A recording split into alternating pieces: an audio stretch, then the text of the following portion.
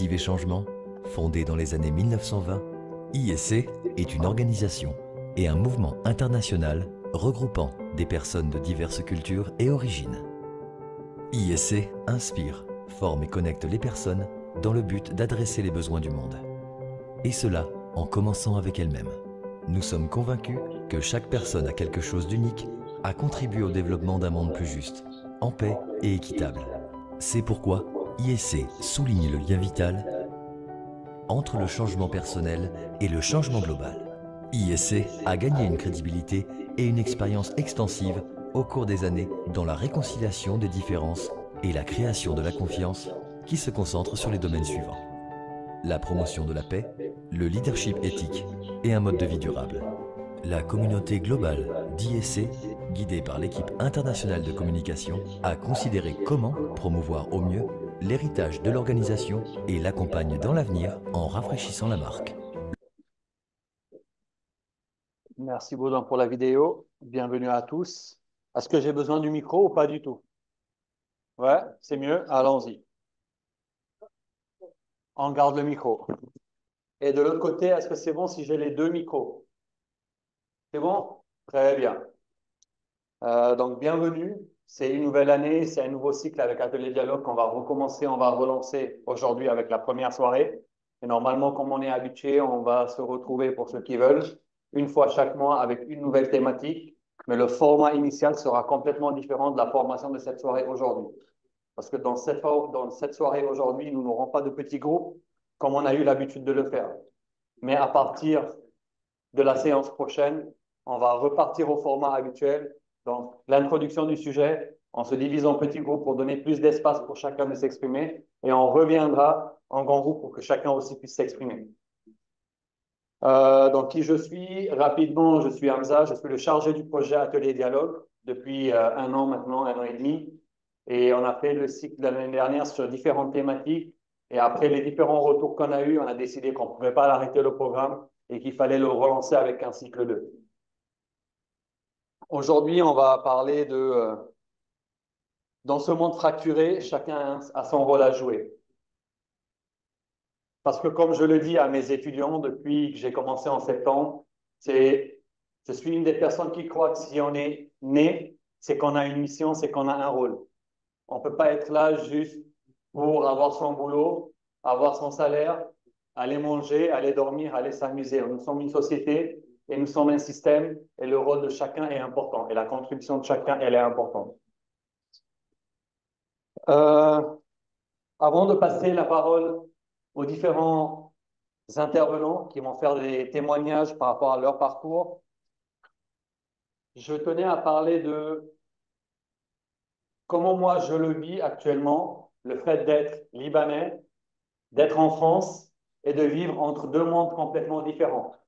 L'un en pleine guerre, en pleine destruction, et l'autre qui est plutôt tranquille, tout va bien. On a la routine normale. Donc, à un moment donné, je me suis posé la question quand j'ai commencé à donner des cours, est-ce que je vais pouvoir tenir? Le fait d'aller chaque matin, de préparer et de pouvoir aller donner cet enthousiasme, cette énergie et cette motivation que j'avais l'habitude de faire. Le premier jour, il a été compliqué, puis je me suis dit, si le destin ou Dieu, pour ceux qui croient en Dieu, voulait que je sois au Liban durant cette période-là, ça devait péter depuis que j'étais au Liban. Parce que je suis rentré du Liban, même pas 2 semaines après, ça a éclaté. Donc, c'est ce qui m'a donné une petite motivation en me disant, si j'ai cette bénédiction d'être en France, d'être dans un pays qui est plutôt bien, c'est qu'est-ce que je peux en faire? Est-ce qu'il ne faut pas que je reste actif? Donc, j'ai décidé, il faut que je continue et il faut que je parte, continuer à donner cet enthousiasme et accompagner ces jeunes et ces étudiants. Depuis le 7 octobre, j'avais cette grande crainte quand j'ai vu qu'on avait un État qui avait une force armée, qui avait une totale carte blanche de faire ce qu'il voulait d'une autre population. Et une de mes craintes dès ce moment-là, c'est je me disais, le tour du Liban, il arrivera bientôt, si ça continue comme ça. Et malheureusement, là maintenant, on y est. Le Liban, il est en plein dedans. Et mon autre crainte, c'est que ça ne s'arrête pas au Liban, c'est que ça part au-delà du Liban. Ça part vers la Syrie, l'Irak, le Yémen, l'Iran, les États-Unis, et que ça devienne non pas juste régional, mais plutôt global et mondial. Et ce que je me suis toujours posé comme question, c'est en tant qu'être humain, avec toute l'histoire, avec tout le passé, qu'est-ce qui fait en sorte que jusqu'à présent, nous n'avons tiré aucune leçon de tous ces conflits et de toutes ces guerres? Parce que depuis le début, toutes les leçons d'histoire qu'on a pu nous enseigner au lycée et à l'école, on a toujours le même système, la même façon d'agir, mais sauf que c'est sous différents noms. Donc, à un moment donné, on l'appelle l'esclavage, l'autre, on va l'appeler le colonialisme, l'autre, on va l'appeler l'impérialisme, et ainsi de suite. Donc, nous restons dans le même milieu, dans le même domaine, dans le même cycle, mais nous lui trouvons une nouvelle casquette. D'une casquette au bonnet, du bonnet, je pars à autre chose, mais je suis toujours dans le même système. Et un de mes points, c'est que je me disais, qu'est-ce qu'il nous faut de plus pour qu'on se réveille et pour qu'on comprenne que la façon dont on gère notre monde n'a jamais fonctionné, ne fonctionne pas et ne fonctionnera jamais si on reste dans cette façon de le faire et dans cette façon de gouverner. C'est pas évident, c'est pas simple. Je sais que c'est pas, là je parle juste du Liban, mais pour nous éloigner un peu du Liban, en Afghanistan, je sais que c'est pas mieux. Au Soudan, c'est pas mieux. Dans différents pays en Afrique, c'est pas mieux. Dans certains pays d'Amérique latine, c'est pas mieux. Et donc, qu'est-ce qu'on attend pour se dire un jour, plus jamais ça, mais qu'on le dise vraiment et qu'on l'applique. C'est pas du plus jamais ça pour les uns, mais pour les autres, on le justifie. Je me suis même posé la question, est-ce qu'il y a encore des droits internationaux? Est-ce qu'il y a vraiment encore une cour internationale? Vu qu'il n'arrive à rien faire, on n'a rien qui est mis en avant. On n'arrive à rien arrêter. Donc, est-ce qu'on les respecte et est-ce qu'elles sont les mêmes pour tout le monde? Avec ça, je vais juste vous demander, avant de passer la parole à As'ad, à Wadia et à Peter, juste de prendre un petit moment et qu'on puisse envoyer nos pensées positives à ces différents pays qui actuellement sont en complète crise et complètement dévastés. Merci.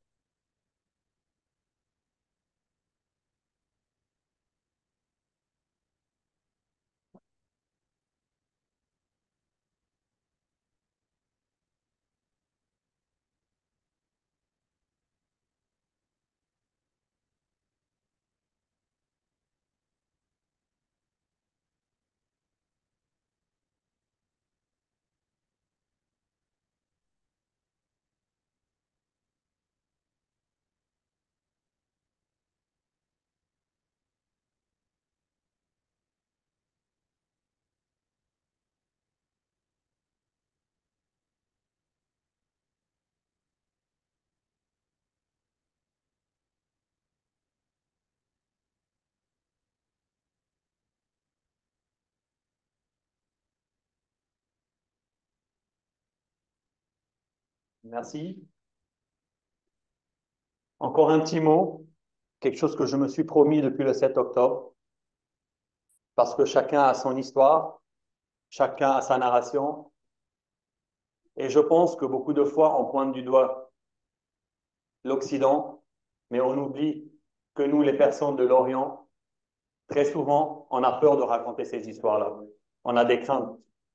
Et donc, depuis le 7 octobre, je me suis dit, toute personne peut me prendre ce qu'elle veut, mais il y a deux éléments que je n'accepterai que personne ne touche. L'une d'entre elles sera ma dignité, et la deuxième, c'est ma liberté, dans ma liberté d'expression. Parce qu'on me demandait souvent, est-ce que tu n'as pas peur d'être en France et de parler de ce sujet-là? Est-ce que tu n'as pas peur pour tes papiers et pour ta sécurité? Je me suis dit, je préfère être expulsé et ne pas vivre soumis. Je préfère repartir, même si la situation de mon pays n'est pas celle que je souhaiterais qu'elle soit, mais je ne voudrais pas vivre sous l'oppression de je ne dois pas parler de peur d'être expulsé. Et après ce qui s'est passé au Liban, je me suis fait la promesse que le sceptre du Liban qui est là sur ce drapeau-là, quoi qu'on en fasse, pour moi, c'est de mon devoir de le laisser vert et de le garder vert. Et maintenant, je vais passer le micro à Assad, qui est un ex-combattant qui a fait la guerre civile au Liban et qui a décidé de faire un shift complet, un changement complet, et là, de travailler pour combattre pour la paix. Assad. Merci, Hamza. Bonsoir tout le monde. Je remercie surtout ceux qui sont venus de très loin ou ceux qui sont avec nous en ligne. En fait, après avoir entendu ce que Hamza avait à dire et après avoir lu les dernières nouvelles, euh, je crois que mon humble histoire ne devrait pas être vraiment très intéressante pour tout le monde ce soir. Néanmoins, je crois que c'est tout ce que j'ai à partager avec vous ce soir parce que je suis convaincu que ma petite histoire peut aider, peut aider. Et quand je pense à l'aide, je ne pense pas seulement aux militaires, je pense aussi aux politiciens qui sont derrière ces militaires. Et je voudrais partager avec vous que je suis en train de prier ces jours-ci pour les chefs politiques qui sont derrière ce qui se passe sur le terrain au niveau militaire. Parce que j'espère qu'ils connaîtront un jour la vérité qui m'a aidé à changer. Je sais que le réveil a été dur, comme je vais le partager tout à l'heure, mais je crois qu'à mon avis, c'est le seul passage obligatoire vers une paix stable et humaine. Donc, pour moi, je suis né à Beyrouth, dans une famille chrétienne, dans une région chrétienne. J'ai fait mes études dans une école chrétienne, puis dans une université chrétienne. Je ne connaissais pas vraiment beaucoup de musulmans. J'avais quelques camarades en classe, mais pour moi, ils étaient déjà christianisés parce que dans une école chrétienne. Et pour moi, le musulman qui est devenu plus tard l'autre, quand j'ai grandi un peu, était, était comme nous, tout compte fait. Mais en fait, je croyais plus tard que le vrai musulman n'était pas mes camarades de classe, c'était le musulman dont j'entendais parler. J'étais un citoyen de première catégorie, et eux, comme un de nos politiciens les appelait, c'était nos frères inférieurs. Et j'ai toujours agi de la sorte, en croyant vraiment que j'étais quelqu'un d'éduqué, multilingue, etc., alors que eux, c'était des misérables et qu'ils devraient rester misérables, paresseux, je ne sais plus quoi, bref, la totale, quoi. J'avais beaucoup de préjugés contre eux. À cause de plusieurs raisons politiques, dont l'arrivée des Palestiniens au Liban et le fait que les musulmans qui vivaient malheureusement dans l'injustice créée par le régime, entre guillemets, chrétien, qu'on a hérité du mandat français, etc., se sentaient lésés et ils ont vu en ce Palestinien armé ils ont vu en lui une aubaine incroyable pour venir l'aider à renverser peut-être cette injustice au minimum et au maximum de changer vraiment le visage du Liban. Donc, j'ai pris les armes et j'ai participé à cette guerre. Mais pour moi, le cycle a été, si vous voulez, l'ignorance de l'autre, puis le fait que je l'évite, la décision de l'éviter, de m'éloigner de lui, puis la crainte de cet autre, puis ça a été la haine, et enfin, ça a été la violence. Je crois que c'est le cycle normal de comment on devient radical. Et je suis passé par ce cycle de radicalisation. J'ai fait ma part dans la guerre civile en croyant que je défendais mon idée du Liban, mon Liban, le Liban des chrétiens. Et si les musulmans étaient là, il fallait les accepter. J'avais pris quand même la décision de ne pas m'attaquer à des civils. Mais tous ceux qui avaient porté les armes etc., contre nous, pour moi, il était facile de tuer ou bien de donner l'ordre de les tuer, surtout ceux qui étaient arrêtés et qui venaient chez nous et chez moi en particulier pour être interrogés et décider de leur sort. Tout ça avec une conscience tranquille. Je servais une cause sacrée. J'étais peut-être le dernier des croisés dans la région et je défendais non seulement les chrétiens de l'Orient, mais aussi les chrétiens du monde. J'étais le dernier bastion des chrétiens dans la région. C'est ce que je m'imaginais, malheureusement. Donc, euh, durant cette guerre, j'ai fait tout ce que j'avais à faire. J'avais la conscience tranquille, comme je l'ai dit. Mais vers 1985, j'ai participé aux négociations qui devaient mettre fin à cette guerre en principe, qui a mené à un accord qu'on avait appelé alors l'accord tripartite. Malheureusement, une fois cet accord signé, une partie des chrétiens a jugé qu'on avait été trop loin et qu'on avait trop donné aux autres, qui étaient les musulmans. Un coup d'État sanglant a eu lieu au sein du camp chrétien, entre chrétiens et chrétiens. Comme quoi, la guerre civile, on sait quand est-ce qu'elle commence, mais on ne sait jamais quand elle finit et on sera en combat contre qui. Les chrétiens se sont combattus pendant cette guerre civile, comme les musulmans aussi. Ce n'était pas seulement des chrétiens contre les musulmans ou des chrétiens contre les Palestiniens et vice-versa. Donc, du jour au lendemain, au lieu d'être un des héros de ma communauté, je deviens traître et je me trouve hors des zones chrétiennes, chez les autres. Je me suis dit que je ne survivrai pas un jour, mais le bon Dieu a fait de façon à ce que j'aille dans la cité où Dr Wadia est né, Zahle en l'occurrence, encerclé des ennemis d'hier. Et c'est là où j'ai vécu avec ma petite famille, composée de ma femme et de mon fils qui avait quelques mois, un an. Donc, c'est là-bas que que ma femme rencontre un mouvement qui s'appelait dans le temps Réarmement moral. Elle vient me dire, il y a un évêque avec un petit groupe qui m'invite à aller les voir. Qu'est-ce que je fais? Je lui dis, attention, des groupes comme ça, c'est suspect. Je lui ai demandé beaucoup de questions avec mon background dans l'intelligence, etc., pour savoir qui c'était, qu'est-ce qu'ils avaient comme agenda, qui les finançait, etc., etc. Mais elle a fini par me convaincre de la suivre dans ces réunions. Et là, j'entends quelques questions un peu bizarres pour le moment. C'était tout nouveau pour moi. Est-ce que tu fais partie du bon bord ou du mauvais bord dans la vie? Est-ce que tu crois que tu sers le bon Dieu ou bien tu fais quelque chose qui n'est pas vraiment accepté par le bon Dieu? Je croyais que j'étais parfait, etc. Est-ce que tu peux comparer ta vie à 4 critères moraux, etc. Donc, bien sûr, je sentais que j'étais parfait.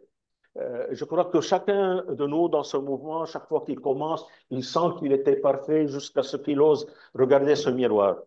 Et après un long refus, j'ai fini par regarder ce miroir et j'ai découvert en moi un monstre, avec du sang sur les mains et avec beaucoup de péchés sur la conscience.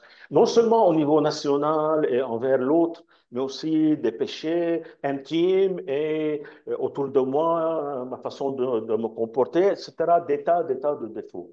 Donc là, j'avais le choix entre deux choses. Ou bien avouer mes fautes, ou bien dire que tout le monde vivait comme moi et à la guerre comme à la guerre et tout le reste. Mais au sein de ce mouvement aussi, ou de cette nouvelle façon de vivre, on m'avait appris de cesser de me sentir victime de mon passé ou bien de l'environnement dans lequel je vis et devenir responsable. Et c'est cette idée qui m'avait vraiment, disons, a constitué un challenge pour moi. Moi qui voulais toujours changer les choses autour de moi, il fallait que je transforme en responsable. Et j'ai décidé vraiment de prendre le taureau par les cornes et le taureau, c'était moi. Donc, il fallait vraiment faire ce combat intérieur et décider de tuer mon ego quelque part, d'avouer mes fautes, de m'avouer à moi-même mes fautes tout d'abord, de les avouer au bon Dieu et aussi aux autres. Je rencontre le musulman dans des rencontres de dialogue organisées par ce même mouvement. Et là, je découvre que cet autre n'était pas vraiment très différent de moi, qu'il n'était pas traître, qu'il avait sa façon de vivre, qu'on n'avait pas nécessairement à se ressembler, mais il n'y avait pas de différence qui nécessitait, tellement de différences qui nécessitaient qu'on s'entretue. Ce n'était pas la peine qu'il y ait 150 ou 200 000 morts et tout le reste qui vient avec, toutes les catastrophes qui sont venues à cause de cette guerre, pour ces différences minimes qu'il y avait entre nous. Ils aimaient leurs enfants, ils les laissaient pas dans la rue comme je croyais, ils voulaient un avenir meilleur, etc. Donc j'ai découvert l'humain dans l'autre. Plus tard, je sens le besoin de confesser mes fautes publiquement, d'avouer mes fautes publiquement, de demander pardon à mes victimes et aussi de pardonner, ce que j'ai fait dans une lettre publique adressée au grand public, dans les journaux, etc., dans la presse. Et bien plus tard, j'ai participé à la création d'un groupe qu'on a appelé Combattants pour la paix. Nous étions 5 combattants, ex-combattants, qui avions décidé de changer et de changer publiquement et d'en faire quelque chose, quoi. Et notre objectif était de nous adresser aux générations qui allaient nous suivre, surtout les jeunes, pour leur dire que ce cycle de violence ne servait à rien, que la violence n'a jamais mené à rien du tout et qu'on pouvait changer. Et que aussi, il était nécessaire d'aller et de rencontrer cet autre, de le découvrir, de le comprendre, etc. Et de trouver ensemble et de rester du même côté de la table pour essayer de résoudre les problèmes dans lesquels nos communautés vivaient et aussi de s'aimer. Donc, depuis, on est un peu plus d'une centaine d'ex-combattants et combattantes changés.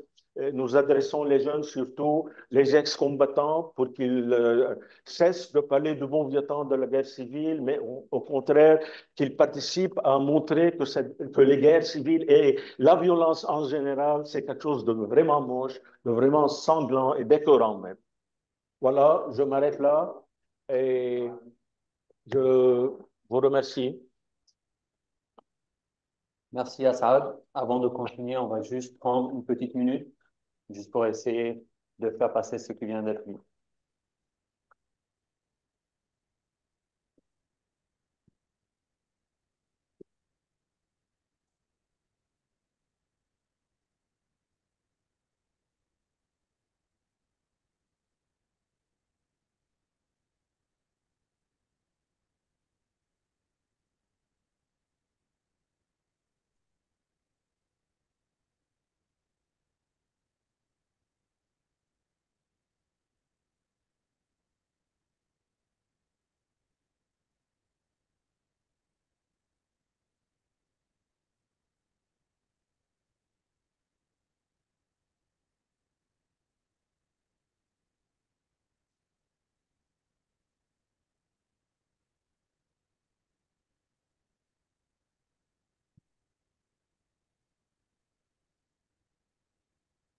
Ceux qui veulent découvrir plus en détail l'histoire d'Assad, il a écrit un livre qui s'appelle La vérité, même si ma voix tremble.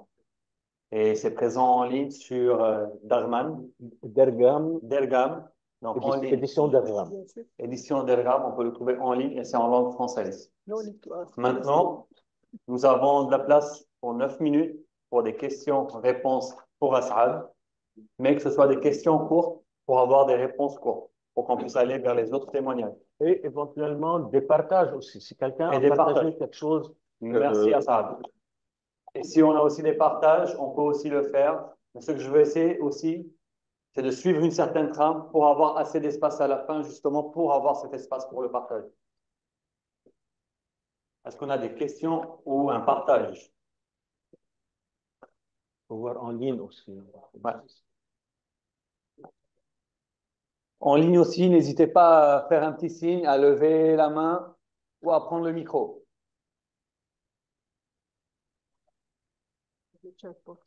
Oui, moi j'aurais une question. OK. Vous m'entendez? Oui, très bien. Bonjour, je m'appelle Sophie Victoire Trouillet.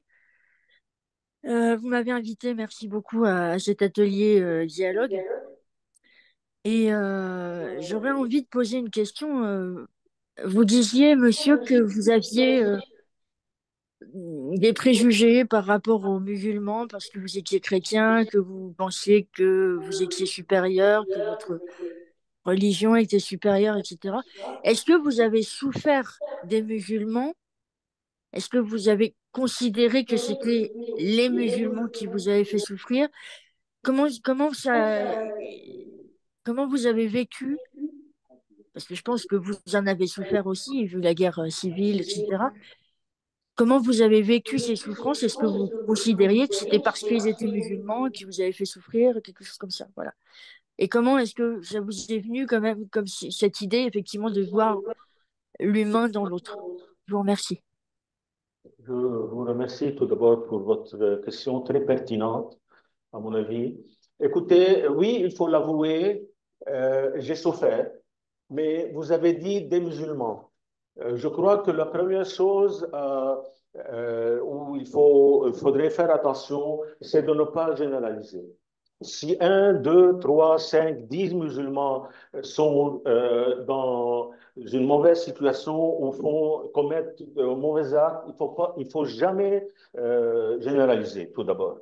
De deux, on a tendance à lire sa partie de l'histoire, la partie qui nous intéresse de notre histoire, donc les chrétiens, et d'oublier ce que les chrétiens ont aussi fait envers les musulmans, comme les musulmans ont parfois envie de lire la partie qui les intéresse de leur Bien sûr. histoire et d'oublier leurs méfaits envers les chrétiens. Donc, pour vraiment faire la paix entre nous, il faudrait qu'on ait un narratif qui joint ou qui réunit les deux narratifs.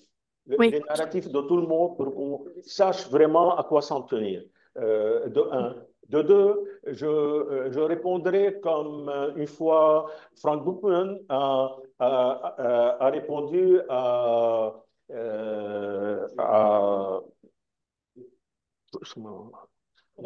Irène Lord, qui était députée, quand il lui a dit, est-ce que vous croyez qu'il y aurait une Europe sans les Allemands? Moi, je dirais aussi, est-ce que vous croyez qu'il y aurait un monde sans les musulmans? Merci. Merci à ça. OK. Est-ce qu'on peut s'avancer? Merci pour votre témoignage. Les demandes de pardon que vous avez faites à des personnes, naturellement, comment on fait les reçus? Ouais. Vous seriez surpris, je vous remercie tout d'abord, vous seriez surprise oui, il se peut qu'on n'ait pas entendu votre question. Vous avez parlé de ma demande de pardon et de comment elle a été reçue. Vous seriez surprise de savoir que la victime est très clémente. J'ai été surpris par la clémence de quelques-unes de mes victimes que j'ai été visiter. Et croyez-moi, c'était parfois de grandes personnalités qui souffrent toujours ou bien qui ont perdu des leurs, etc. La victime attend le moment où elle entend ce mot magique, je vous ai nui, j'ai tué un des vôtres ou je ne sais plus quoi, pardonnez-moi. C'est un mot que tout le monde attend. Même moi, parfois, je l'attends quand quelqu'un m'ennuie, etc. Et aussi, mais il faut avouer qu'il y a quelques-uns qui ont refusé de pardonner et je respecte. Il faut qu'on comprenne quelque chose, c'est que il faut pas conditionner le pardon, c'est que je demande pardon si je suis sûr que tu vas me pardonner.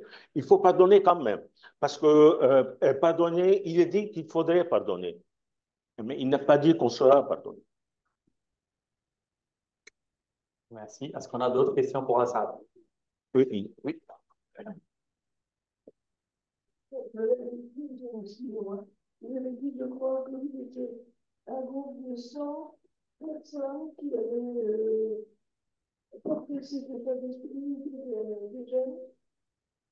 Vous étiez un groupe de 100 personnes qui avaient Ah, porté cet état d'esprit oui. pour les jeunes. Oui, aujourd'hui, nous sommes un peu plus qu'une centaine d'ex-combattants et ex-combattantes changés qui viennent de tous bords et on essaie d'adresser les jeunes. Donc, en 10 ans, en tant que combattant pour la paix, on a adressé autour de, je dirais facilement, 60 000 jeunes personnes au Liban et à l'étranger aussi. Juste pour info aussi, une fois au Liban, on avait fait un cycle avec des jeunes et on avait justement Assad et juste à côté de lui, on avait Haïdar. Et les deux, c'était des ex-combattants. Et durant la guerre civile, l'un voulait tuer l'autre et vice-versa. C'est lui qui voulait me tuer. Ah, c'est lui. L'histoire qui a été donnée, c'était... Il rêvait de pouvoir me tuer. Ok, très bien. Donc, merci de me corriger. Et donc, du coup, quand on les a mis ensemble durant cette session, les gens, ils étaient juste au sol de comment c'est possible de quitter un lieu où on voulait se tuer vers un lieu où on travaille ensemble, justement pour espérer avoir un meilleur pays. Et on avait une question ici. Yeah.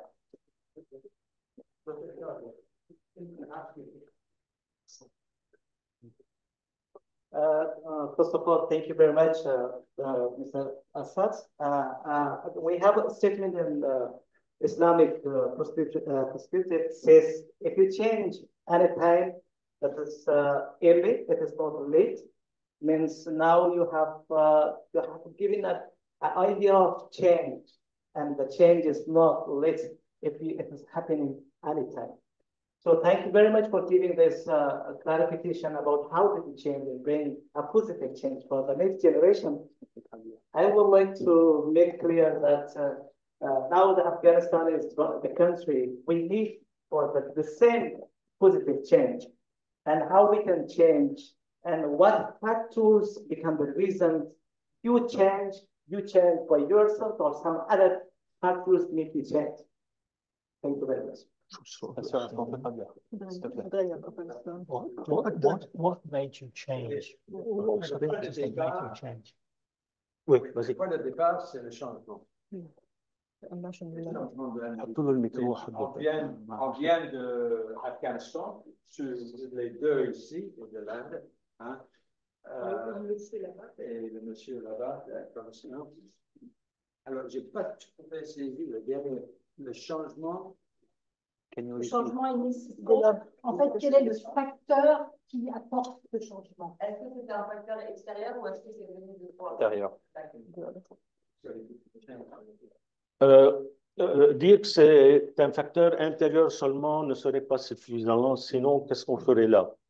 On est là, je crois, on ne peut pas forcer le changement. On est là, je décris parfois et je décris une initiative et changement comme la sage-femme qui est là pour aider les gens à changer. Et disons, parfois je me donne comme exemple, dans les situations impossibles, comme par exemple maintenant le Liban qui est divisé, etc., ou d'autres régions que j'ai visitées, d'autres pays, on me dit, mais monsieur, il est impossible de changer la situation. Je leur dis, mais si moi, la pire des créatures, ait pu changer, ça veut dire que n'importe qui peut changer. Donc, le changement commence par une décision, d'ouvrir cette porte au changement et d'accepter d'être aidé peut-être par des forces qui nous dépassent parfois pour lancer ce changement. C'est un défi, il faut oser. Donc, je vais prendre la dernière question et avant, je vais juste revenir au premier partage en anglais. C'est parce qu'il partageait aussi un verset du Coran qui disait que le changement, il n'est jamais trop tard et on peut toujours changer. C'est dans ce sens-là, si je ne dis pas de bêtises. Il faut commencer par soi-même. Et il faut commencer par soi-même. I'm just so curious, all this hardship you have been through in life, that should be something you got in your heart to keep going or something. So what is that made you to keep going for power in life? Qu'est-ce qui vous a aidé à changer, mais aussi à continuer à persister dans votre voie du changement?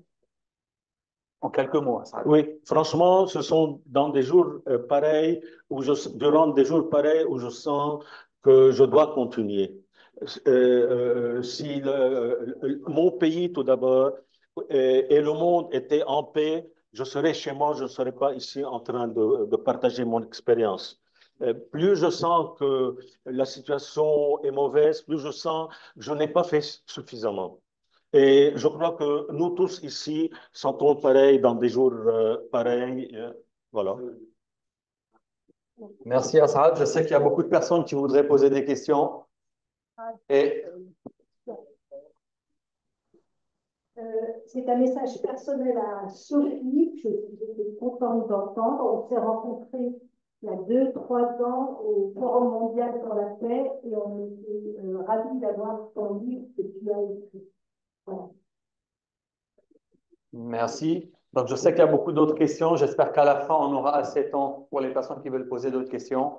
Et pour le moment, on va se diriger vers Wadia, qui va aussi faire son témoignage. Wadia, Merci qui est beaucoup, en tout enseignante cas. au Liban.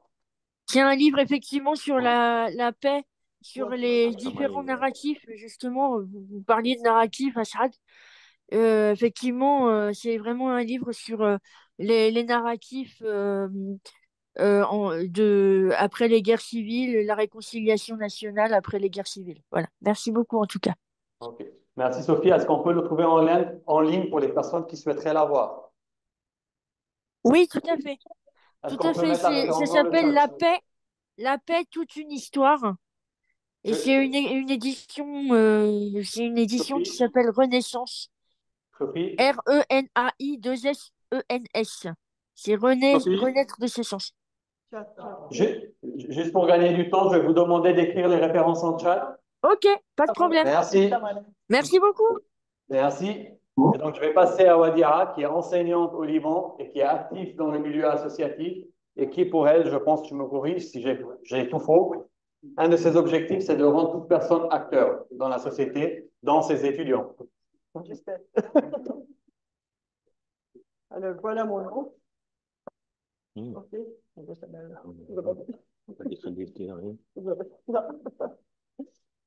Bon, bonsoir tout le monde et merci pour ce temps partagé ensemble. Bon, Asad vous a raconté une période de la guerre du Liban et moi, durant cette période, j'avais 0 à 10 ans. Bien. J'avais 0 à 10 ans jusqu'à ce que la guerre s'est achevée entre guillemets, parce que ça s'est achevé momentanément. La vraie guerre commence après, avec le chaos et tout ce qu'on a à rebâtir. Je vais en tout cas faire passer un peu sur les étapes. Mais pour résumer, je peux dire que ma vie, j'ai maintenant 44 ans. La première décennie était toute guerre. La deuxième décennie était occupation et bombardement entre Israël et la Syrie. Pas eux, entre eux, eux sur nous.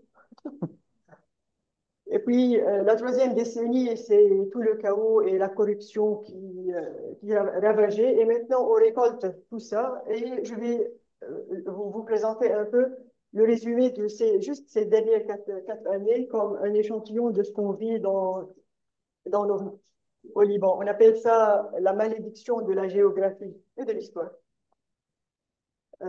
Donc, peut-être vous avez eu l'impression que je suis musulmane. Non, Asad veut dire qu'il est venu dans une région qui est entourée par des musulmans. Moi aussi, je suis chrétienne, mais ma ville natale, que Asad a nommée Zahré, elle est dans la périphérie de la zone chrétienne. Donc, on vit à l'intersection de la zone à majorité chrétienne avec la zone à majorité musulmane. Et ça a fait que j'ai eu un différent vécu. Pour nous, on avait toujours des partenaires musulmans avec nous parce qu'on travaille l'agriculture, on les reçoit toujours à la maison, mais dans ma tête, il y avait toujours le bon et le mauvais, un peu comme Assad, parce qu'on a cette mentalité à cause de la crainte et du manque de confiance. Et ça a pris beaucoup de temps. Au milieu de mes 4 décennies, à la fin de la deuxième, que j'ai pu commencer à comprendre qu'il n'y a pas un groupe qui est complètement mauvais, mais qu'il y a la nature humaine blessée dans chaque humain.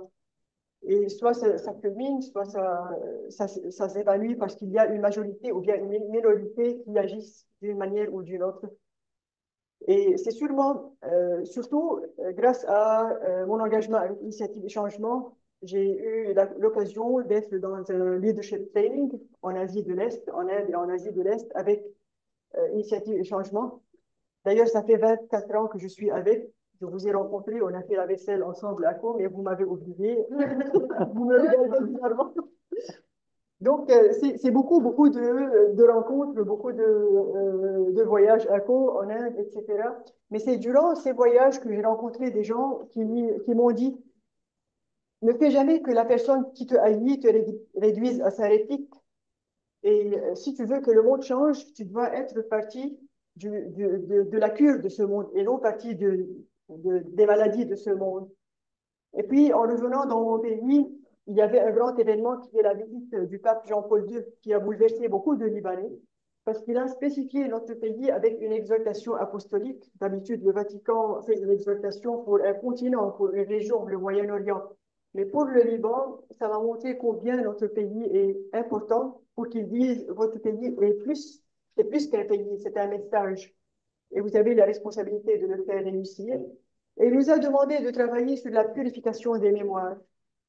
Mais là, je me demandais, mais comment vraiment collaborer avec des gens qui ont des valeurs très différentes des miennes? Comment m'ouvrir à des personnes dont la religion parfois lance des jugements contre la mienne?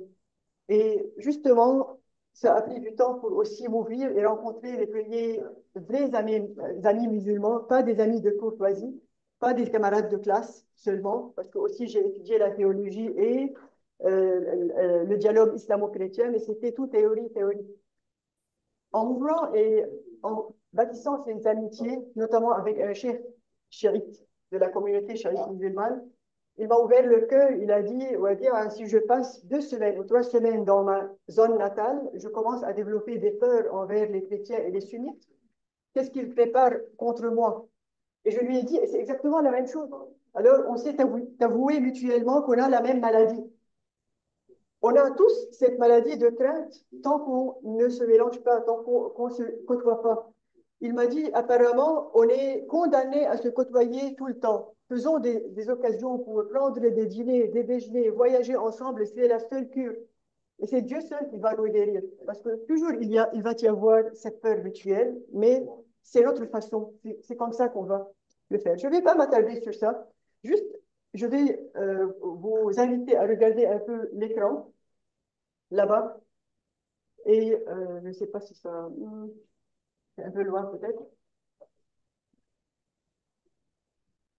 OK, OK, donc je vais vous parler un peu d'une initiative, mais après vous avoir partagé un peu sur la situation au Liban, la plus récente. OK, je vous ai promis la dernière décennie, donc depuis que j'avais 39 ans. Donc, on a eu comme grand événement la révolution de 2019 où, comme réponse à l'immense corruption qui a causé la défaite économique du Liban, les gens du Liban, tous, y compris tous les jeunes, se sont révoltés. Et bien sûr, vous savez que tous les Libanais ont toutes leurs réserves dans les banques volées par le gouvernement. Et puis, comme vous voyez, il y a beaucoup de mouvements là, dans les rues. Et ensuite, non, laisse-moi, je peux commander de là. On a eu l'explosion apocalyptique du 4 août 2020 qui a coûté la vie à miraculeusement 200 personnes, on dit. Sinon, ça aurait pu être beaucoup, beaucoup plus. Mais 6 000 blessés. On a eu 6 000 blessés dans les hôpitaux, mais c'est 16 000 si on compte les petites gratinures et tout ça, parce qu'il y a beaucoup de gens qui sont allés soit dans des cliniques privées, soit dans des pharmacies. Et c'est dit que c'est la 3e explosion après Hiroshima et Nagasaki, vu l'intensité de l'explosion. Et vous pouvez voir le radius de cette explosion qui a abouti jusqu'à 10 km et s'est fait entendre jusqu'à Chypre. Mais c'est juste les endroits où il y a eu les dégâts considérables. Et comme d'habitude, on commence dès le 5 août, on a commencé à balayer j'ai pris les photos, ces photos. Même les gens à besoins spécifiques, les invalides, ont contribué, et même les enfants. Et c'est ce que j'avais promis, je m'avais promis quand j'étais enfant. Je travaillais toute ma vie pour que les autres enfants ne voient pas ce que je suis en train de voir. Et voilà, le cycle toujours recommence. Pour nous, acteurs de télé, Assad et moi parlions tout à l'heure que c'est les périodes les plus pénibles. Quand nous voulons faire la paix et on se sent impuissant. Ensuite est venue la grande crise des réfugiés syriens depuis 2012 jusqu'à maintenant. On a les enregistrés 1,5 million, les non enregistrés, c'est à peu près la moitié de notre population. On commence à se sentir minorité et on blâme un peu l'Union européenne et les Nations unies parce que on voit que on veut pas que les Syriens voyagent en masse en Europe et pour cela on instrumentalise le Liban pour être le centre des réfugiés, avec beaucoup de promesses et beaucoup d'aide au lieu de les donner en Syrie. La conséquence, c'est beaucoup de chaos sur l'infrastructure, sur l'électricité, les ordures, mais aussi maintenant avec la guerre au Liban. C'est une immense crise humanitaire parce que pas tout le monde va en Syrie. Ils vont dans les régions sécures du Liban et ça fait beaucoup d'intensité de crise sociale. Et maintenant, avec la guerre, voilà Beyrouth, c'est un des milliers et des milliers d'explosions, avec d'immenses destructions, alors qu'on est là ensemble. Et le plus lourd, c'est la perte des enfants. Cette fille a été perdue en 2020, cette fille en 2024, elle était parmi des milliers de Libanais. Et en bas, si on voit ce qui est écrit, c'est pas visible, mais on dit les cercueils les plus lourds sont ceux des enfants, sont les plus petits. Les cercueils les plus lourds sont les plus petits. C'est ce qui est écrit en arabe, enfin. Ça va, ça va. Dans tous les cas, ok, je n'ai plus le contrôle là parce que vous avez changé. Juste, oui, ok.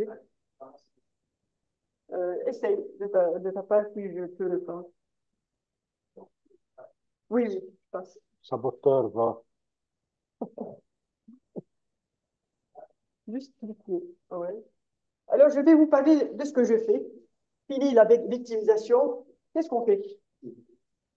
En 2019, lors de la Révolution, je me suis dit quoi faire. Et moi, de tempérament, je suis mélancolique. Alors, je suis du type qui calcule beaucoup, qui a très peur de passer à l'acte. Je me suis dit qu'il ne faut plus ajourner. Depuis que j'étais en Inde, avec l'Initiative des changements, j'ai vu le programme Education Today, Society Tomorrow. Et ça m'a beaucoup marqué. Parce que oui, tout commence avec l'éducation. Dans tous les pays qui ont abouti au plus bas de leur unitaire, ils ont recommencé à travers l'éducation. Singapour, l'Irlande, l'Allemagne, tout ça. Il faut recommencer, il ne faut pas perdre espérance et espoir. Alors, pourquoi? Bien sûr, je vous ai parlé de l'effondrement économique, de la révolution et la dépression suivant octobre 2019, parce que ça n'a pas marché. Il y a eu beaucoup de violence contre les gens en révolte. L'explosion qui a, comme on dit en libanais, elle a cassé le dos des Libanais. On a 300 000 déplacés, on a 400 000 qui ont quitté le Liban, donc c'est une très grande proportion. La guerre actuellement, mais aussi le besoin vital de rebâtir la confiance, parce que depuis toujours et maintenant encore plus, il y a les Libanais qui blâment pourquoi vous nous avez introduits dans cette guerre et les autres qui disent comment est-ce qu'on peut regarder Gaza meurtri et ne pas entrer dans cette guerre. Non, il me faut donner un peu plus. Donc voilà, c'est ce que je vous ai promis, c'est les 4 dernières années de ma vie avec la cerise sur le gâteau, la guerre. Et le motto de Teachers Agent of Change, c'est nous sommes des éducateurs et nous sommes sur la tâche de quoi? Quelle tâche? Pas n'importe quel changement, mais celui de la réconciliation et de la réforme comme interdépendante. Pourquoi? Parce que les enfants et les étudiants, vous le savez bien, ils passent la plupart de leur temps conscient avec les éducateurs. À la maison, on est devant l'écran, on étudie, on mange et on dort. Alors, les enseignants ont vraiment le grand potentiel de marquer les mentalités et les valeurs des étudiants. Et j'ai vu ça de mes propres yeux à plusieurs et plusieurs reprises. Comment, avec un message, un enseignant peut ouvrir un canal de dialogue ou bien le sentiment d'efficacité personnelle, que le changement peut commencer par la personne, comme par exemple des éducateurs qui sont venus rebâtir après des explosions ou quelque chose avec leurs étudiants. ou d'autres qui, par leur message, font le lavage de cerveau et induisent leurs étudiants à devenir des terroristes, comme j'ai vu à Bagdad, par exemple. Et ils se sont fait exploser pour faire plaire aux enseignants. Oh, on est des zéros. Ils sont devenus des zéros, héros zéro. En tout cas, donc, c'est quoi la vision de TASC? C'est de former à partir des éducateurs cette minorité créative. On sait que si 10% de la population, ou bien des gens d'un seul métier, sont vraiment stables dans leurs convictions, ils peuvent affecter les autres. Et c'est confirmé. Comme des agents de changement, comme j'ai dit, des agents de réconciliation et de réforme. Donc, la mission est de former les éducateurs. C'est ce que je fais. Je vais finir par ça. Une rubrique de la formation que je donne aux enseignants, c'est le langage citoyen commun. Ça inclut quoi? C'est quoi la citoyenneté active? Parce que dans la tête des Libanais, voter, ne pas faire des infractions à la loi, c'est déjà bien. Mais non, il faut être participatif, il faut être orienté vers la justice et critique. Mais aussi les vertus. Je base mes formations sur les vertus humaines qui sont un langage commun entre toutes les religions et même les non-religieux. C'est les vertus de la prudence, le courage, la justice et la maîtrise de soi. Et aussi les compétences de médiation, mais aussi dans ça, la communication non violente et efficace. Et surtout, je leur donne la formation la plus grande, c'est sur comment intégrer tout ça dans le programme scolaire sans avoir à prêcher. Donc, c'est dans les jeux, c'est dans les activités, c'est dans les sorties et tout ça. Et par ailleurs, ce que je fais dans chaque école, c'est créer un core group, un groupe central qui accepte de contribuer à bâtir le récit national intégrateur.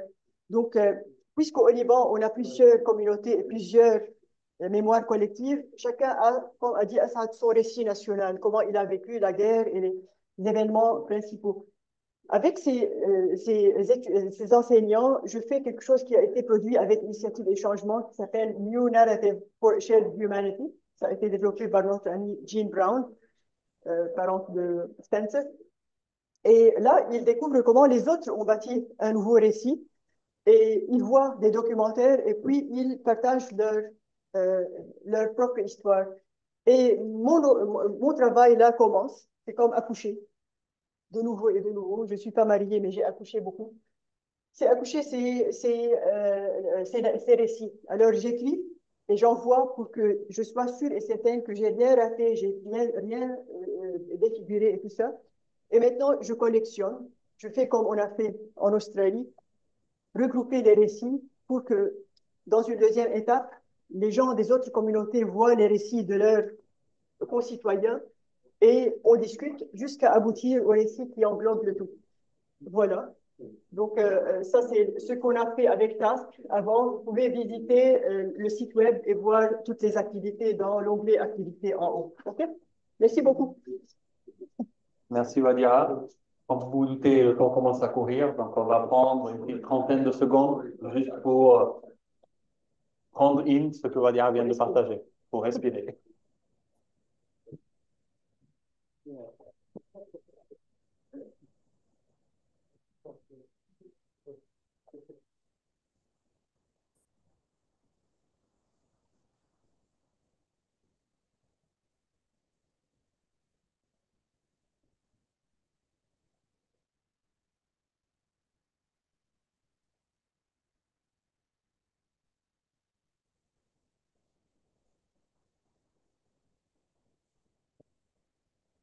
On est parti pour 3 à 4 questions courtes pour Wadia, qu'elle puisse répondre aussi de façon synthétique.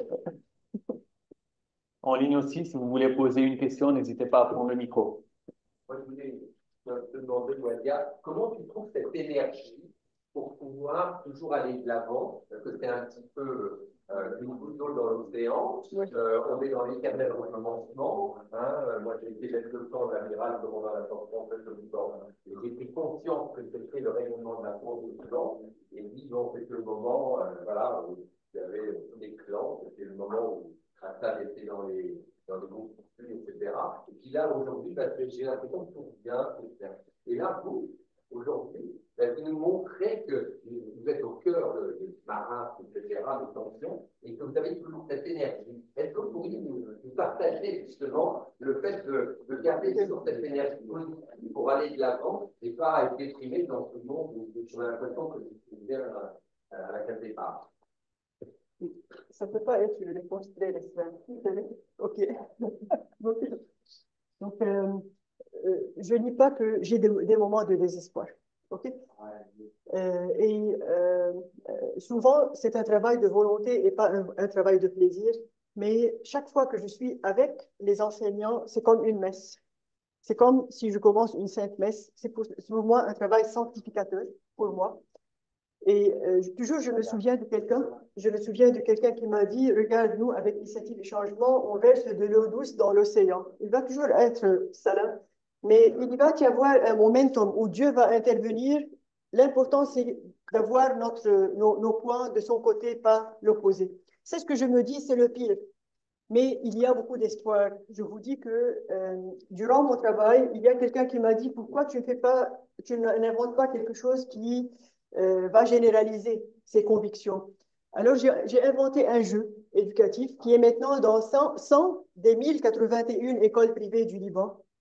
Et je vois que depuis l'année passée, il y a beaucoup de notre terminologie qui est sur les langues des enseignants sans savoir que ça vient d'une seule source.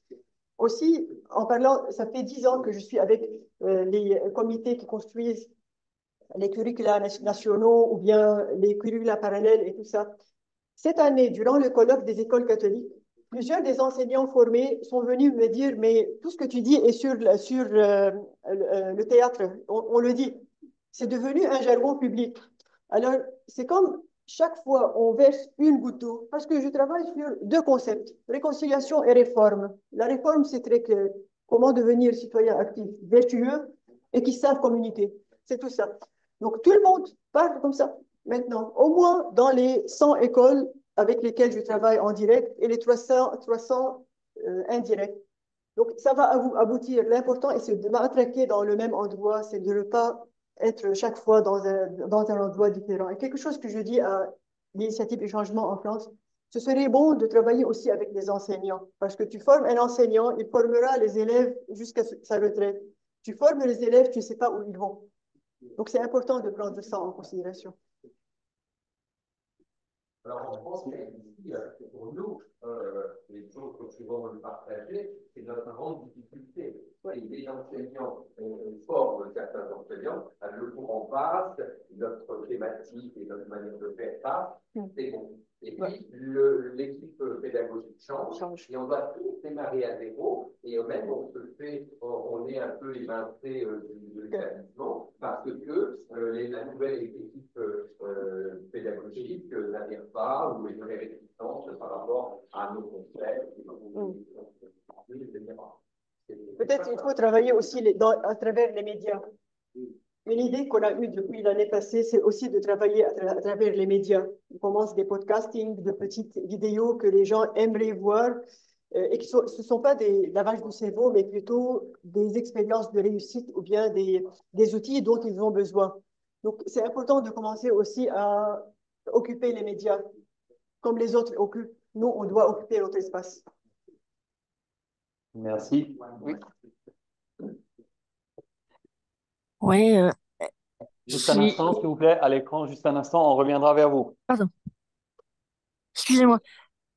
C'est à moi de vous parler. Juste un instant, on va revenir vers vous. Donc, on aura une intervention ici dans la salle, puis je reviendrai vers vous en Pardon. visio. On y va. Vous avez parlé de la peur. Oui. C'est pour moi quelque chose de très important. Je suis heureux et je ne savais pas. Les histoires de gens dans la vie m'ont montré que c'était vraiment très trouillard. Ça vous gênerait de parler un peu plus haut ou bien de rapprocher le micro? Oui, je peux parler. Oui.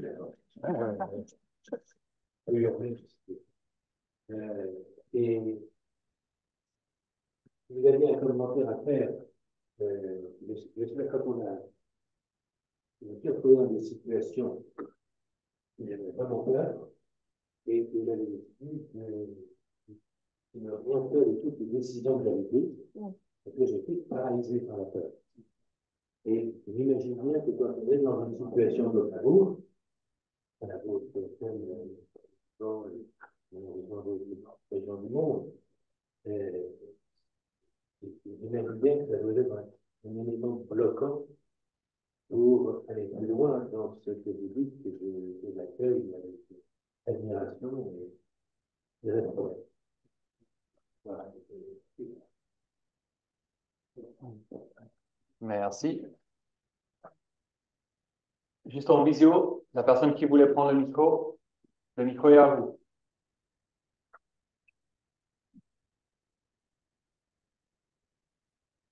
De l'autre côté? Non? Oui, pardon. Oui. Alors, Allez-y. oui, excusez-moi, désolé. Dans certains pays, et je pense notamment à Israël et en Irlande, il y a eu des initiatives d'historiens qui ont fabriqué des manuels rassemblant des récits, des manuels d'histoire rassemblant des récits de plusieurs communautés. Et qui seraient présentés aux élèves. Est-ce que ça vous est venu à l'idée pour le Liban? Est-ce qu'il y a eu une initiative comme ça au Liban, ou est-ce que ça vous viendrait à l'idée? Parce que toutes ces initiatives d'éducation me parlent beaucoup. Et j'en ai parlé aussi dans mon livre aussi. Merci. Euh, Au Liban, il y a beaucoup de groupes qui travaillent pour la réconciliation. C'est pas seulement nous. Il y a même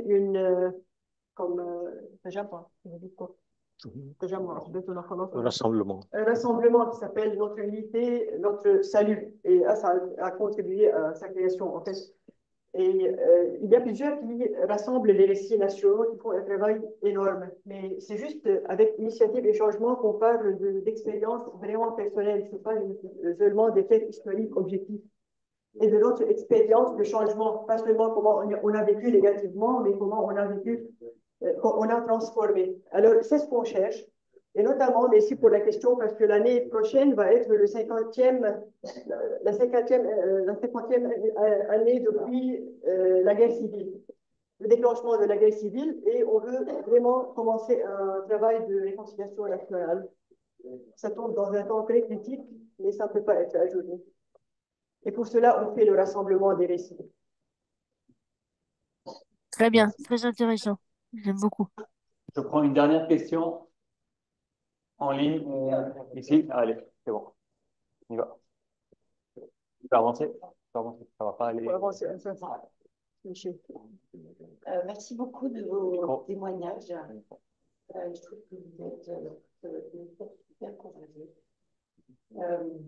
Ma réflexion, elle vous concerne vous deux particulièrement.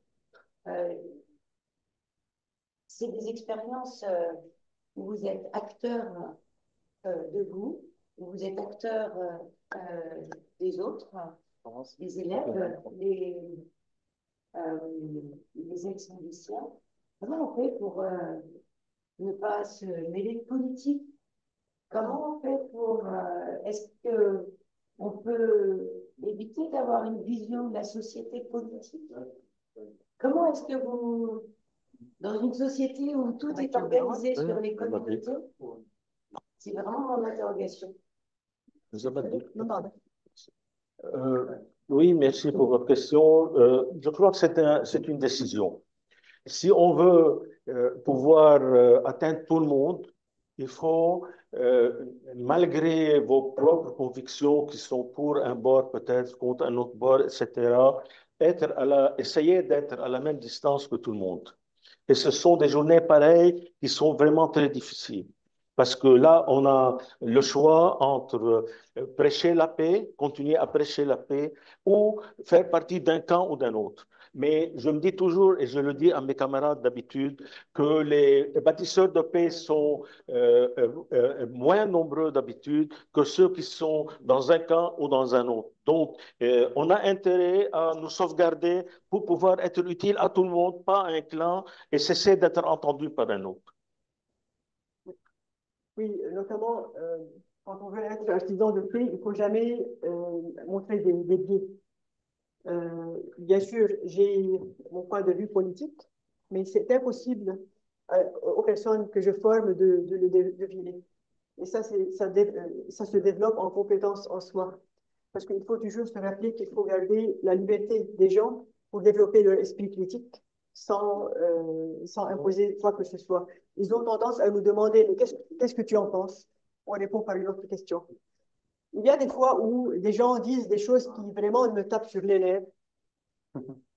Là aussi, j'utilise des questions pour les aider à considérer d'autres points de vue. Donc, toujours, il faut garder le calme. La semaine, juste 2 jours après le déclenchement de la deuxième version de la guerre, la plus grande, j'ai donné une formation à Tyr et le second jour à Kars, qui est le côté opposé du Liban. Et c'est très intéressant de voir les immenses divergences dans les points de vue, mais il y a le fil conducteur. C'est que tout le monde veut la dignité, la vie et la sécurité. Donc, il faut travailler sur ça. Merci Vadia. Keep calm, we are not running off time. On a encore assez de temps pour passer au prochain témoignage, qui sera cette fois-ci de Peter Chambrook, qui est historien-chercheur. Je vais lui tenir le micro.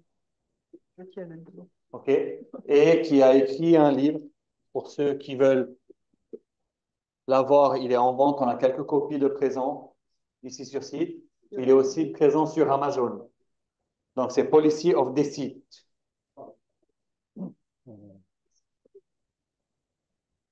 Merci. Je m'excuse d'avant parce que je n'ai pas parlé ou pratiqué le français depuis des années. Et donc, vous pouvez bien constater que je viens de l'autre côté de la Manche. Nous utilisons en Angleterre, nous disons le English Channel. Oui, quand même. Non, mais donc, je m'excuse, mais je vais donner mes petites paroles en anglais, si ça vous vient. Parce que en tout cas, le sujet est trop profond pour moi d'exprimer effectivement en français. C'est comme ça.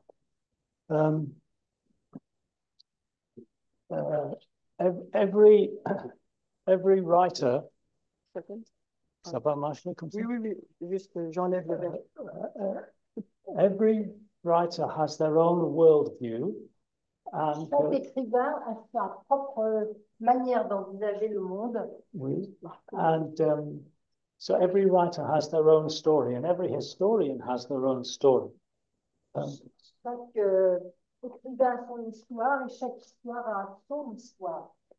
And my worldview and therefore my writing has been marked and shaped by 3 main factors. Ma vision du monde a été façonnée par 3 facteurs principaux. My parents, mes parents, my 20-year association with Initiatives of Change, 20. Les 20 ans, mon association pendant 20 ans avec l'association Initiative et Changement.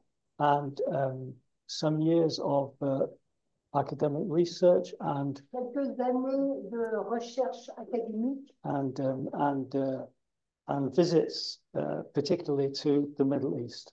Et des visites particulièrement au Moyen-Orient. And deep friendships made. Et de profondes amitiés que j'ai pu former. So so I grew up with a very English father and a very Irish mother. Donc j'ai grandi avec un père très anglais et une mère très irlandaise. And so my mother in particular, I grew up in England, but my mother in particular was very Irish, Catholic, Republican, and very clever and forensically critical of the history of the English in Ireland. Je vais essayer de me souvenir. J'ai grandi en Angleterre, mais avec ma mère très irlandaise, très républicaine, très critique de l'histoire anglaise. En Irlande. En Irlande. Okay. And so when I was 20, donc quand j'avais 20 ans, and Northern Ireland exploded, et que l'Irlande du Nord a explosé, I was torn apart. J'étais déchirée. And so At that moment, I met Initiatives of Change, C'est à ce moment-là que j'ai rencontré Initiative et Changement. and certainly my human nature did not change, Ma nature humaine n'a certainement pas changé, but the direction of my life changed, mais la direction de ma vie a changé. and my priorities changed. Et mes priorités ont changé. And that was based on two very simple, banal incidents.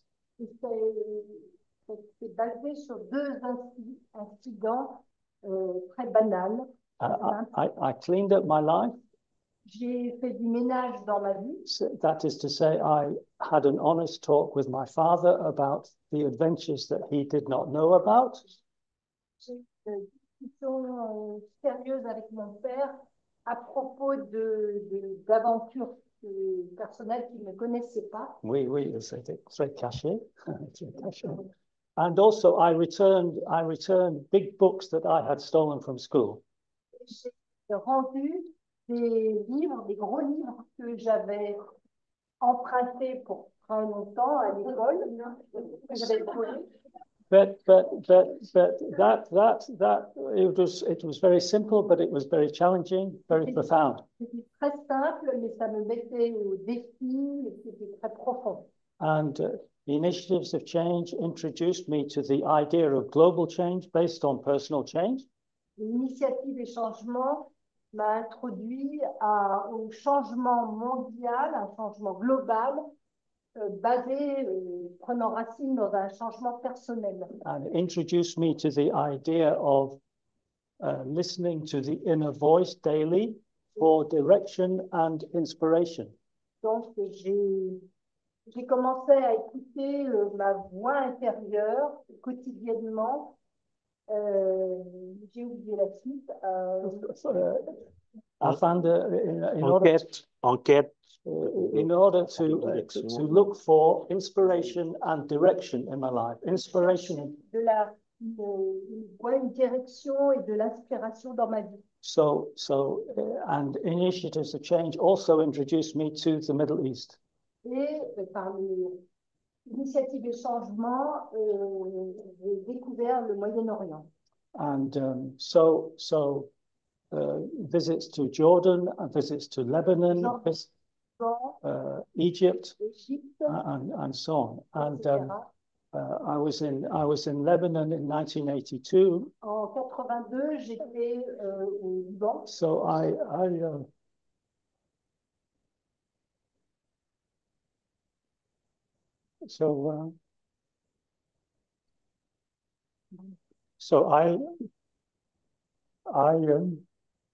walked through the streets of the rubble of destroyed Beirut.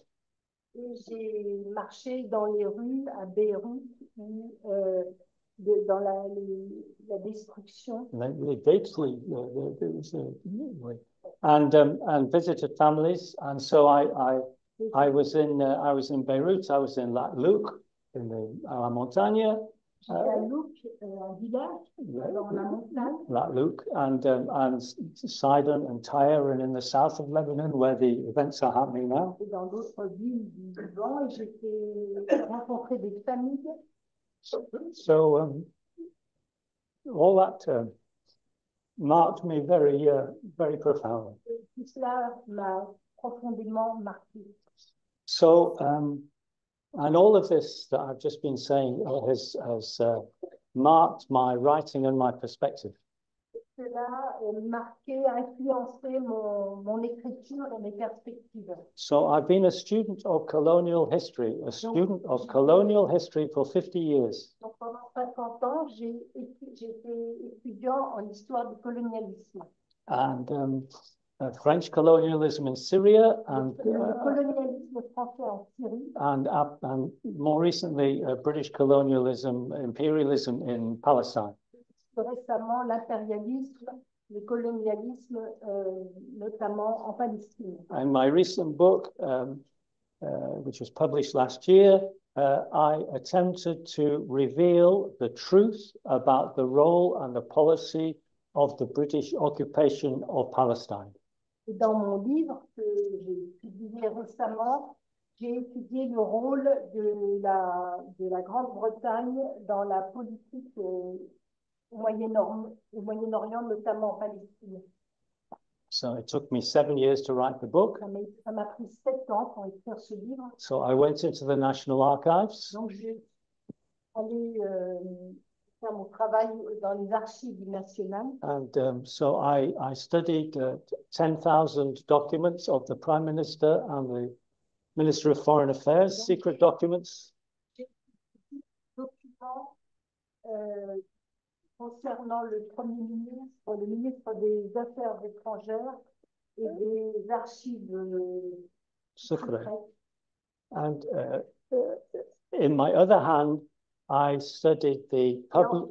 Et en même temps, j'ai étudié, d'autre part, j'ai étudié the public written records of parliamentary sittings and debates about Palestine during that period. les textes de ce que disaient les parlementaires. Les textes publics. Oui, écrits publics. And there obviously was a huge difference between what the officials were saying privately and what the government was saying publicly. There was a constant huge difference. Donc, il y avait un fossé entre ce qui était dit publiquement et ce qui était écrit en privé. Okay, so en bref, I had two main conclusions to my book. Donc, j'ai eu 2 conclusions principales de mon livre. Okay, firstly, the 100-year war for the control of Palestine started in 10 Downing Street and in the Foreign Office during the First World War. Donc, pendant la Première Guerre, ça a commencé The 100-year war. pendant La guerre des 100 ans. 100 ans, une autre guerre de 100 ans. Donc, Oui. à Downing Street. For the control of Palestine, which continues to this day. Pour le contrôle de la Palestine qui continue de nos jours. And secondly, Et deuxièmement, the British government during the war promised the Palestine region le gouvernement britannique, pendant cette guerre, a promis la terre de Palestine those Arab, to the Arabs, aux Arabes 2 years before the same British government, or a different British government, promised Palestine, the same region of Palestine, to the global Jewish community. Donc, le gouvernement a promis la terre de Palestine 2 ans avant que ce même gouvernement ou le gouvernement suivant promette la même terre au monde, Aux Juifs. la communauté juive. Mondial. Okay. And for the last 100 years, successive British governments have deliberately denied, either explicitly or by silence, the promise that they made or that their predecessor made to the Arabs about Palestine. Donc, gouvernement après gouvernement, les gouvernements ont donc nié cette promesse qu'ils avaient faite au monde arabe 2 ans avant qu'ils promettent cette même terre de Palestine aux Juifs, au monde juif mondial.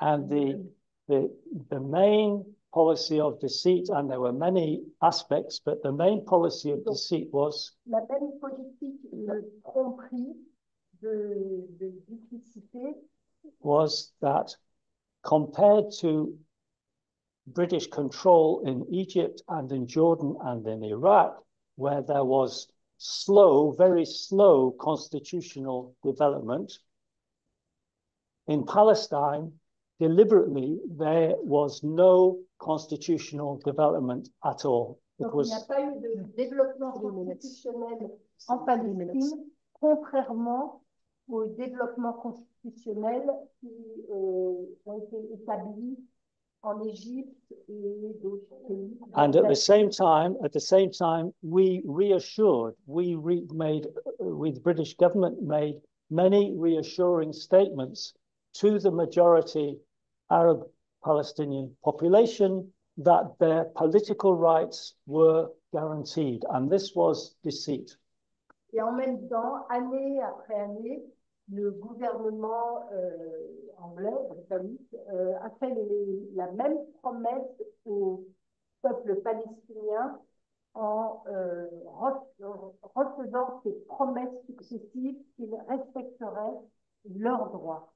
So I only have 1 minute left, so I want to say two more things. One, today, the UK government, the United Kingdom government, is complicit in war crimes and in Gaza in genocide.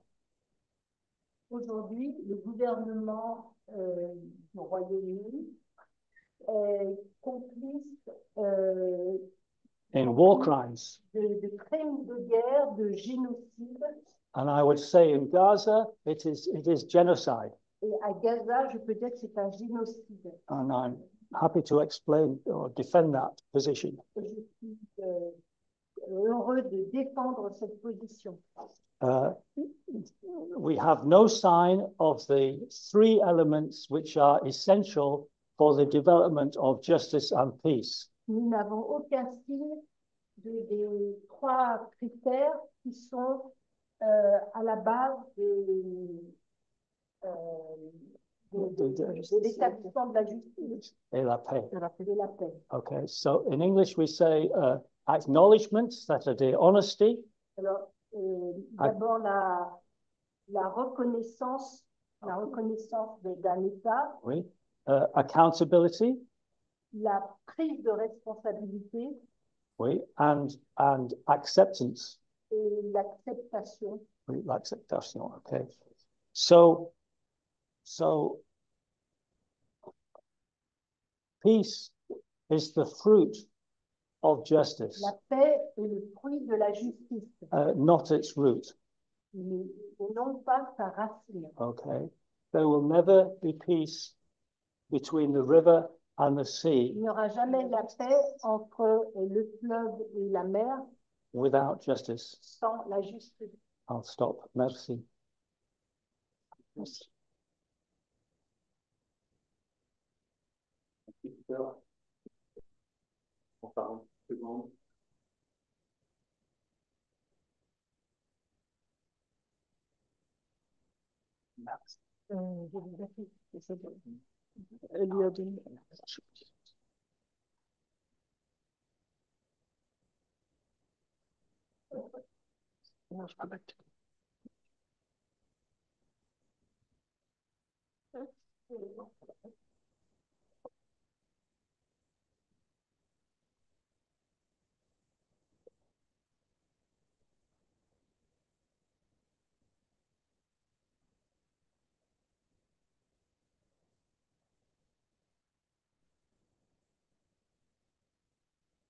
Donc, je termine ouvert pour 3 à 4 questions. Pour être clair, à quelle date parles-tu de ces deux dates, les 2 ans avant? C'est 1900, c'est la déclaration, the Declaration of Balfour Declaration in 1917, and the commitment from the UK government to the Palestinians was 2 years before, in 1915. Yes. The commitment to the Palestinians was in a letter from the British High Commissioner in Cairo, Sir Henry McMahon, in October, 24th of October, 1915. It wasn't, and the declaration, the public declaration of the Balfour Declaration was 2nd of November 1917. It was actually published in the newspapers a week later, but it was basically public, whereas the promise to the Arabs, it was not specifically to the Palestinians, it was to the Sharif of Mecca, Ibn Hussein, was a secret correspondence. and a secret correspondence which the British government refused to ever publish for 20 years. Between 1920 and 1939, there were 24 separate occasions when members of parliament asked the British government, successive British governments, to publish the correspondence with the Sharif. In other words, the British promise to the Arabs. And the British Est-ce qu'on peut avoir la refused traduction? consistently until 1939. You can't, don't, careful. Résumé. Donc, la question était clarification sur les dates, et c'est en 1915 que McMahon, Kerr, a écrit les promesses du gouvernement britannique, en pleine guerre, première guerre, au shérif de Mecca, que les Palestiniens auraient leur terre. Oui, leur indépendance. Et leur indépendance. Et cette lettre était rédigée, mais gardée secret. 2 ans plus tard, le gouvernement britannique a fait une promesse dans le Balfour Declaration au peuple juif qu'ils auraient leur terre. Ça, c'était rendu public en novembre 1917. Or, la lettre précédente de 1915 n'était pas seulement gardée secrète, mais 14 fois formellement. 24 fois. 24 fois formellement, le Parlement britannique a demandé de voir les engagements de l'Angleterre vis-à-vis des Arabes. Et 24 fois, c'était refusé jusqu'au début de la Deuxième Guerre mondiale. Vous allez m'excuser, mais je vais d'abord donner la priorité à les personnes qui n'ont pas encore posé de questions. On a droit et. C'est bon.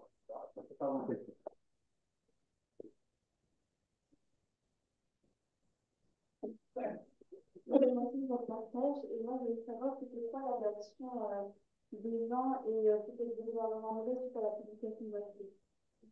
Oh.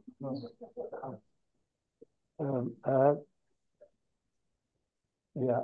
As far as I know, there has been no public reaction from the government to my book. Donc, pas de réaction du gouvernement au sujet de mon livre. No. There are hundreds of books on this and similar issues. In fact, maybe thousands, but certainly hundreds of books on this issue. Il y a des centaines, sinon des milliers de livres traitant de ce problème. On the other hand,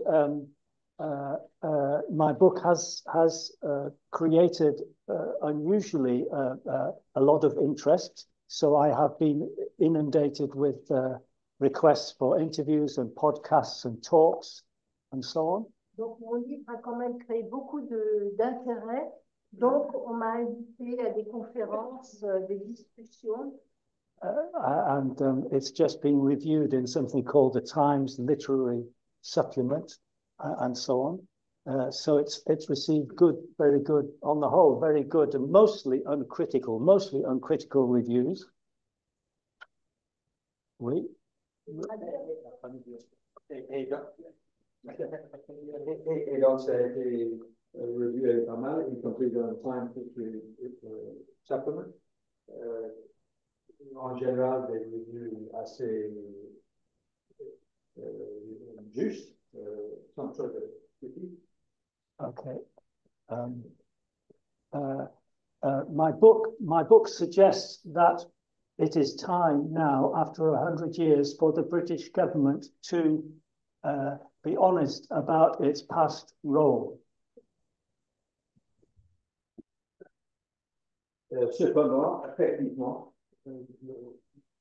mon livre arrive à la conclusion que c'est bien maintenant que l'État britannique devrait admettre officiellement sa part de responsabilité pour le chaos au Moyen-Orient. Yeah. Yeah. Je vais clarifier un point. Son livre est quand même la première fois qu'on fait une comparaison entre ce qui était dit publiquement au Parlement et dans la presse et tout le reste, et ce qui a été écrit en privé par le Premier ministre, le ministre, le conseiller. Et son livre a énormément de citations, et si vous voulez voir l'arrogance britannique et le racisme britannique à l'état cru, il suffit de regarder les citations qui sont dans son livre et qui étaient cachées dans les archives jusqu'à maintenant. Ça, c'est 7 ou 8 ans de travail pour mettre les doigts sur les vrais sentiments des décideurs britanniques pendant ces années. Merci beaucoup. On va prendre la dernière question qui est en vidéo. Laura.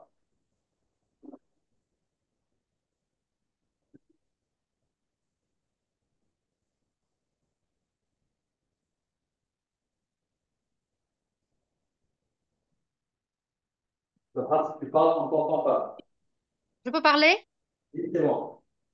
Oui. Bonjour à tous. Bonjour mes amis. Vraiment, ça revive en moi des souvenirs.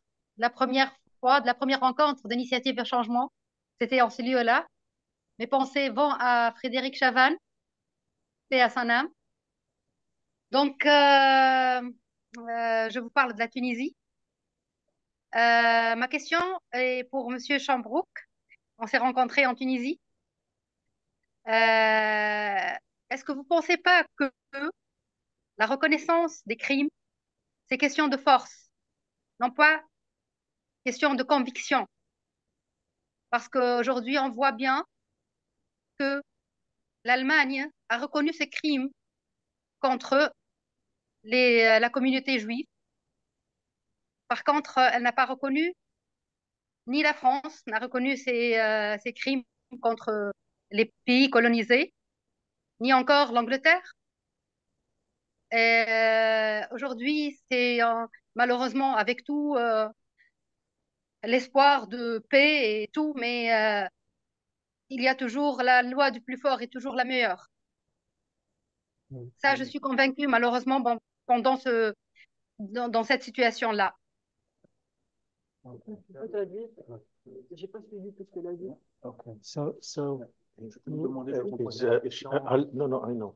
She's saying that Germany has recognized its mistakes against while France, for example, or Britain did not recognize it. yes, So this is yes.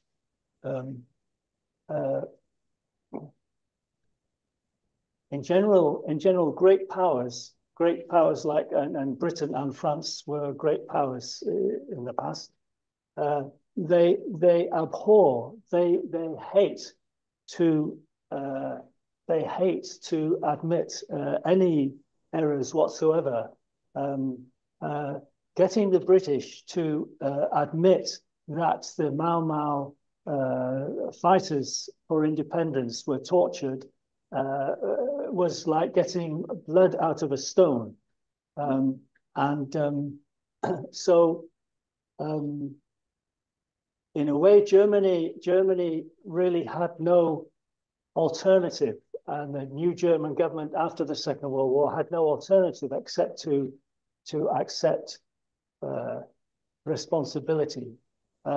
We British, you might say, are masters at not doing so, because if, I mean, there are many reasons why, apart from our pride and so on, but if the British government began to admit its historical faults of the empire and the violence of empire and the victims of empire, it would open a Pandora's box, and it would raise the question of reparations and financial reparations. Yes, to translate. Sorry, excusez-moi. Les grandes puissances, comme l'Angleterre ou la France, n'admettent jamais les puissances impériales. Que les Britanniques admettent que, par exemple, les, les, les, Ont du mal à au, admettre leur faute. au Kenya soient torturés. On ne va pas admettre ça. C'est une grande puissance comme l'Angleterre, et il y a nombreuses raisons pour ne pas admettre ces taux, les intérêts actuels, tout ce qu'on a gagné par l'Empire, mais aussi si on commençait, on ne serait jamais avec ce processus. Ok. Merci. Oui, Hamza. Oui, Ma deuxième question pour Wadia. OK. Est-ce qu'on peut Bonjour aller Wadia. directement sur la question directe, avec quelques mots, juste sur la question? Wadia, je ne sais pas, est-ce que votre mission pour le programme c'était un programme très intéressant. Bon, j'ai eu l'occasion de voir un petit peu. Mais est-ce que vraiment vous pouvez l'exécuter maintenant dans cette situation? Est-ce que vous parlez de réconciliation, de paix dans cette situation-là? Imaginez que vous parlez à quelqu'un qui a perdu sa fille dans la guerre ou qui a perdu son frère, sa fête.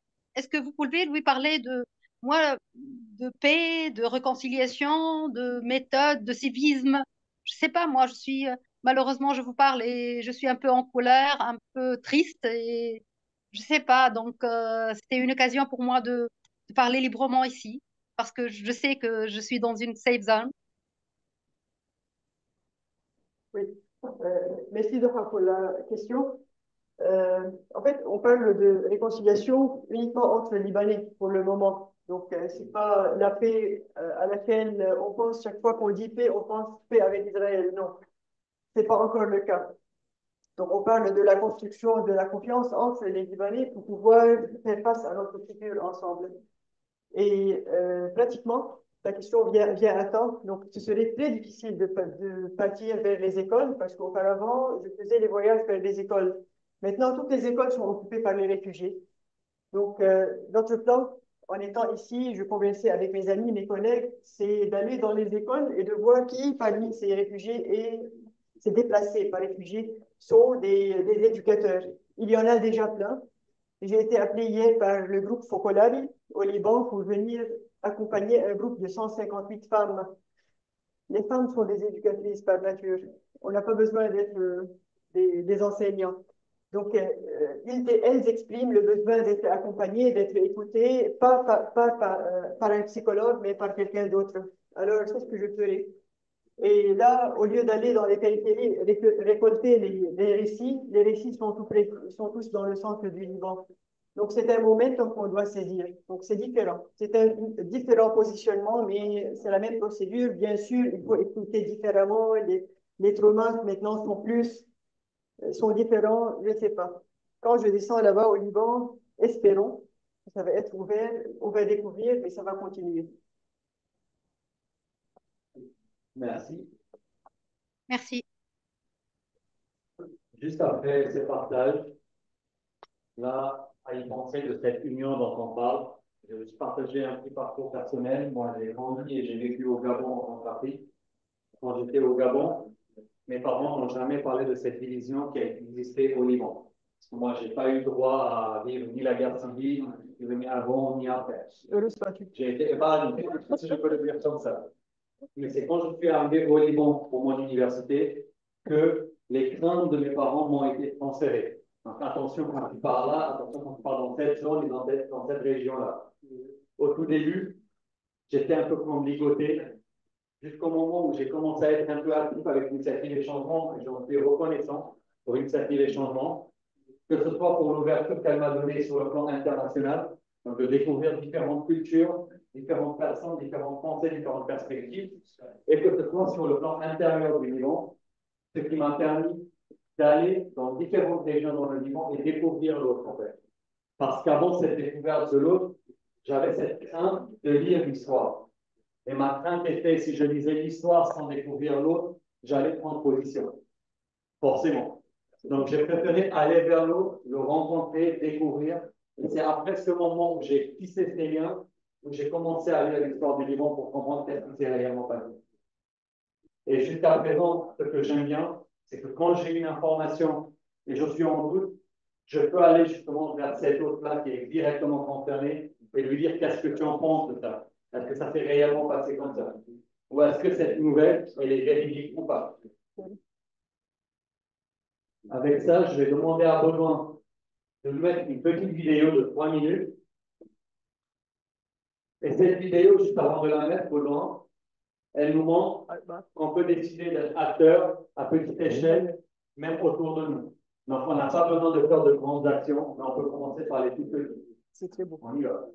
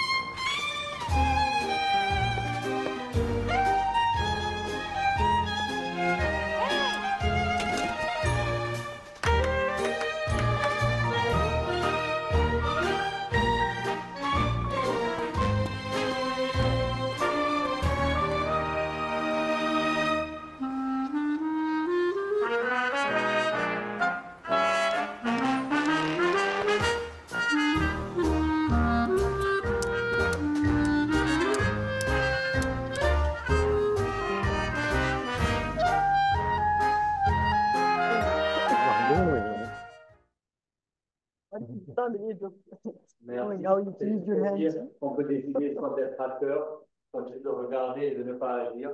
C'est à nous de décider au final parce qu'on veut faire de nos actions, on veut faire de la politique. Je vais juste vous laisser avec la citation que vous avez sûrement vue dans l'invitation. Cela semble toujours impossible qu'on le fasse. De Nelson Mandela. Et je vous donne rendez-vous le 7/11/2024 pour le prochain atelier dialogue. Et cette fois-ci, la thématique sera fraternité, résistance, résilience. Comment on les vit aujourd'hui?